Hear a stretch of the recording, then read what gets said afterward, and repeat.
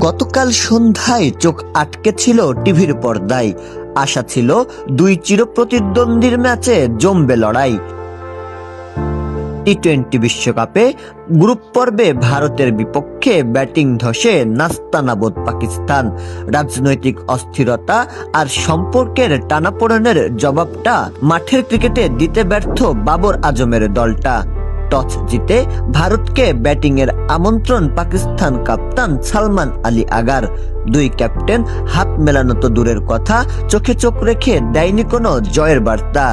মনে মনেই ছিল আকা ম্যাচ নিয়ে যত সব ফন্দি ফিকির। 20 ওভারের ম্যাচের দৈর্ঘ্য শেষে 6 উইকেটে 175 রান ভারতের স্কোরবোর্ডে। পাকিস্তান নামলো ব্যাটে 176 রানের জবাব দিতে। বুমরা, বরুণ, হার্দিকদের বোলিং চাপে ভেঙ্গে খান পাকিস্তানের জয়ের স্বপ্ন। 34 রান তুলতেই 4 উইকেটের পতন।